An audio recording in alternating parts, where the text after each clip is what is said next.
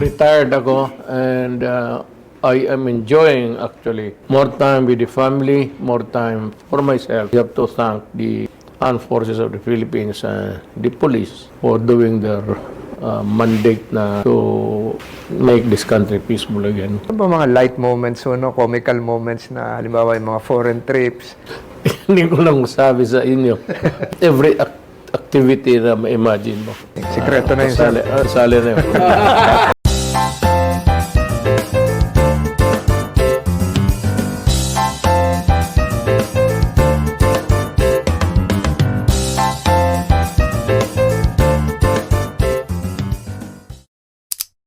Sa mga kabataan natin na nanonood, nakikinig, ano po ang advice natin sa kabataang Pilipino?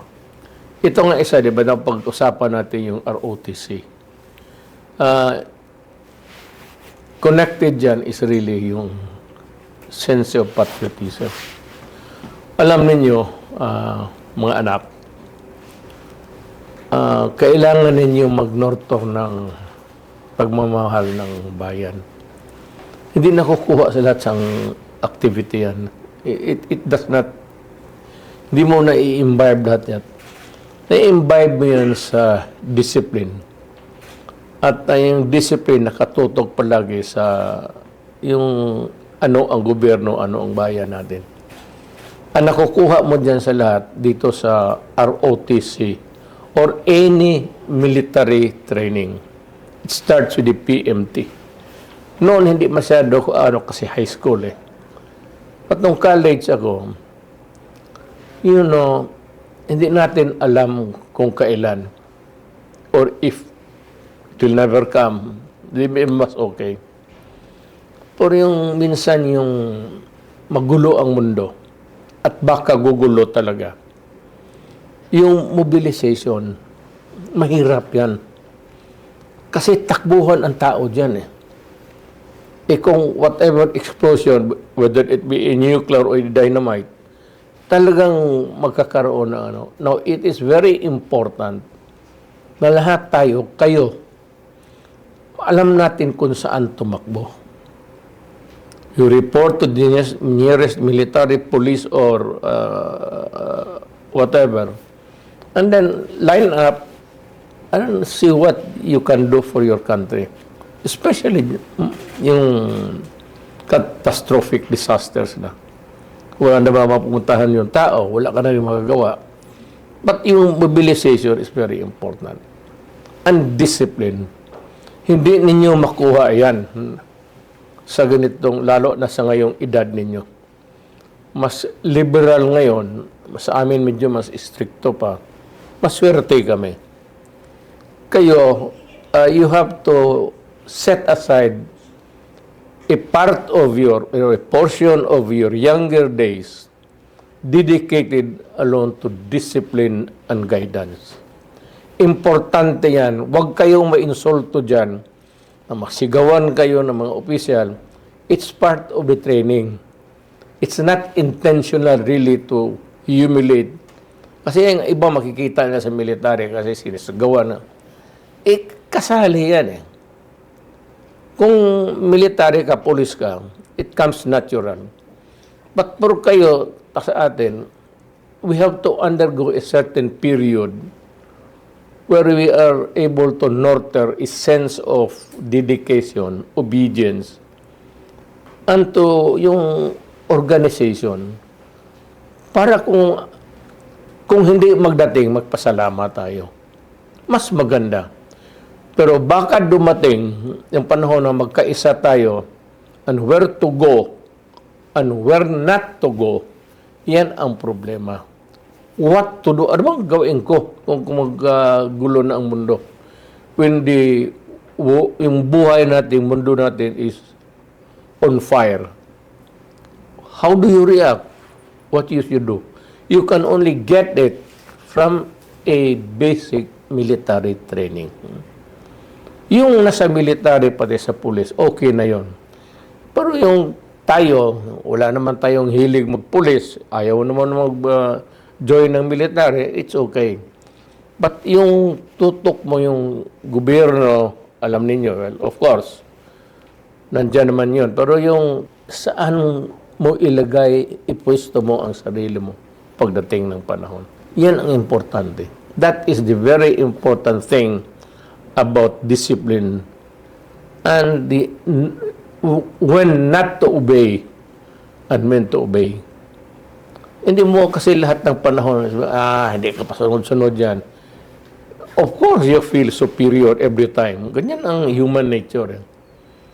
Pero may panahon pagka ibaba mo yung sarili mo, not because you are you, but because it is mandated or needed for the moment, yung panahon na yan. Iyan ang importante sa ROTC, pati yung military training. Ako, hindi naman ako mahilig sumunod. Yung military terms about yung talagang naka-stiff ka dyan, naka-uniforme ka. Pero nung naging presidente ako, napag-isipan ko yung dumaan sa buhay ko. And yung hindi dumaan ng ROTC, I am sorry for you. I am really sorry for them. Kasi kung totoo man baka makagulo talaga ang mundo, ang bayan natin. Hindi mo alam kung saan ka pupunta. Alam mo, even to hold, ayaw mong gumamit ng armas. Hindi ko gaya sa amin, mahilig ako ng baril. Pero even just to cut,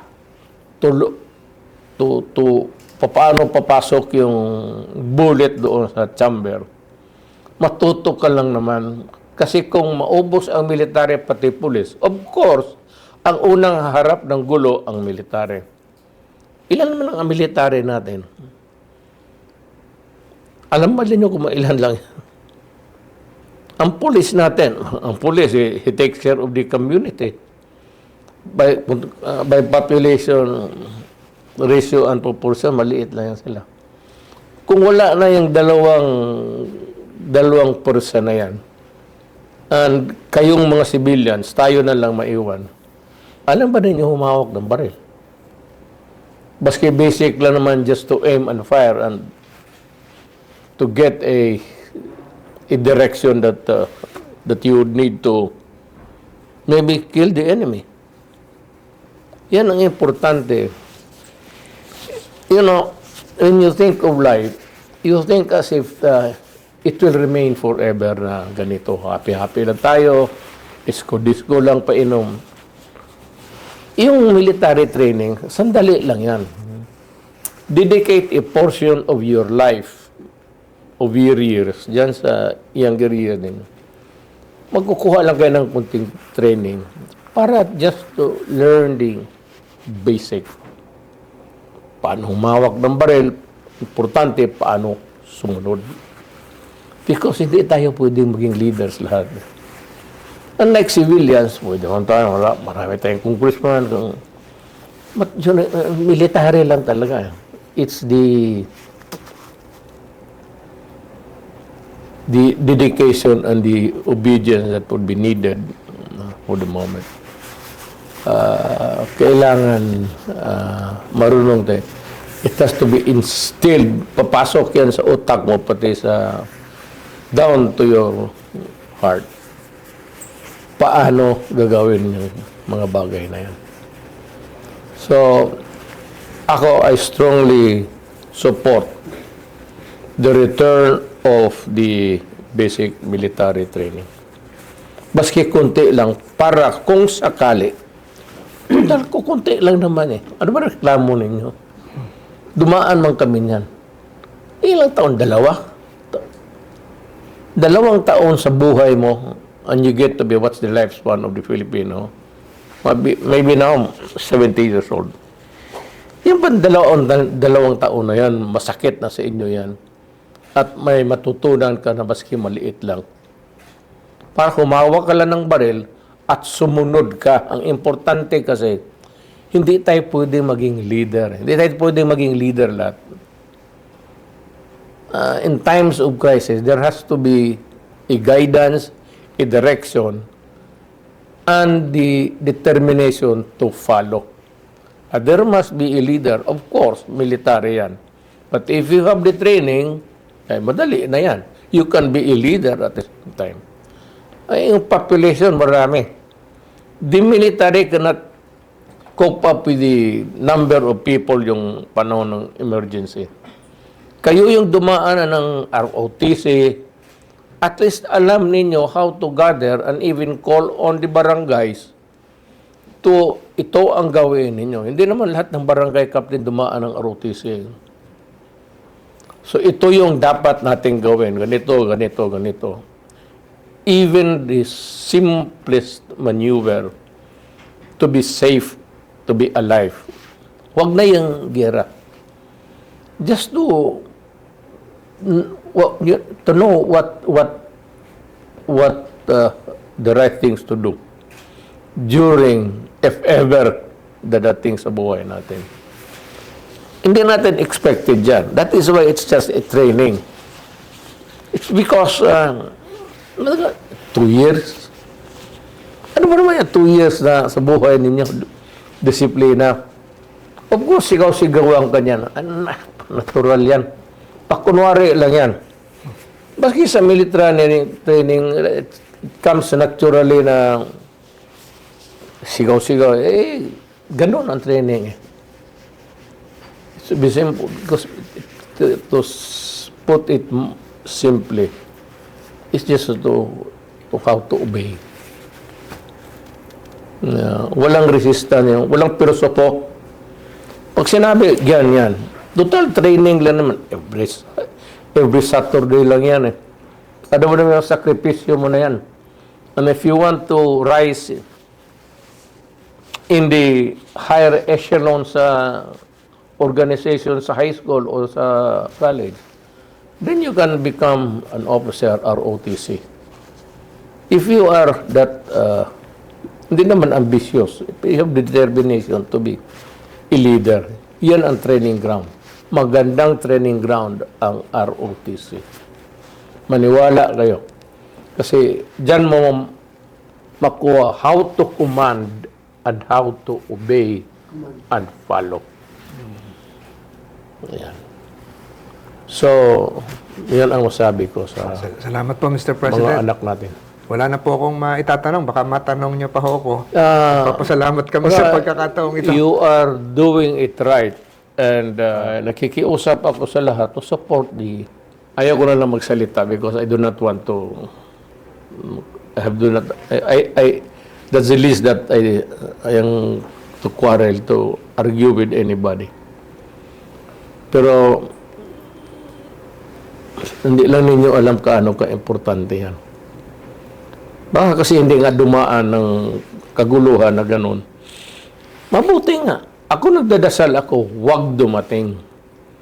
Pero pagka dumating yan, tapos nagkabumbahan, putok dito, putok doon, sinong mag-ano? Who will lead? Ilan lang yung ROTC sa mga colleges. Yun ang magdala sa ating tao. Hindi naman lahat nakapag-aral. Halos nga lahat hindi umabot ng ROTC. Kayong magda sa college, kunting sakripisyo lang yan. You have to wake up early, then dress up in a stiff uniform, and just to be order. No, kung sigaw-sigaw ka dyan ng order, take it lightly. Drama lang yan. Hindi yan sa totohanan na authoritarian na ang ganyan ko lang. Ako noon, ROTC, bago ako yung cousin ko, opisyal. Noong unang mga araw, sinawsid ko noon, late ako, siya yung nasa gates, sinawsigawan ako. Siyempre, baski na tayo, ROTC, military training. Medyo I took it as an offense, but later on I realized, especially nung naging presidente ako, kailangan tayo ng kunting disiplina at kailangan tayo ng mga leaders na kung sakali magkagulo ang mundo, meron tayong matawagan at sumunod. Hindi naman tayo pwedeng bright lahat eh. Hindi naman tayo pwedeng may training. Hindi bright na, I'm not talking about intelligence. yung nalaman mo, the acquired training that you get when you are in college. So, alam mo, mga anak, do not take it as an offense.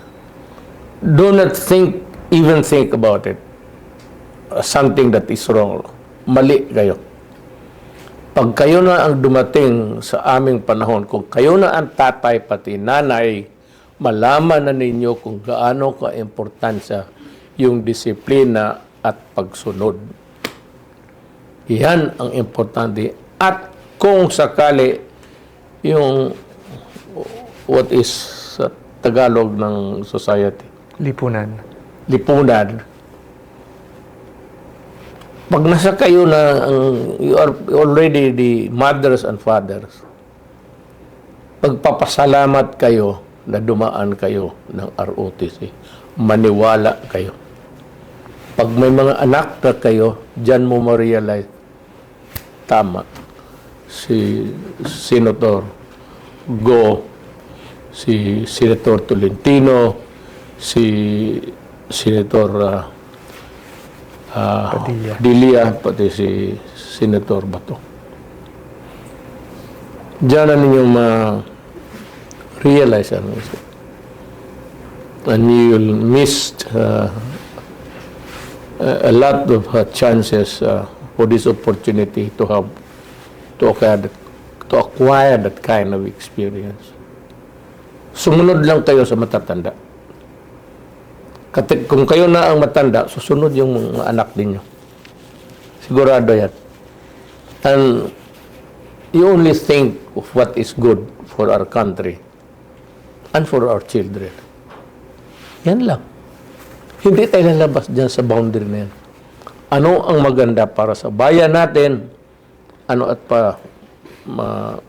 what is good for our children? Hindi tayo lalabas dyan. ROTC. President, salamat po. Salamat po. Salamat po. I-like po natin, i-follow, i-share. Salamat po. Subscribe po tayo. Salamat po.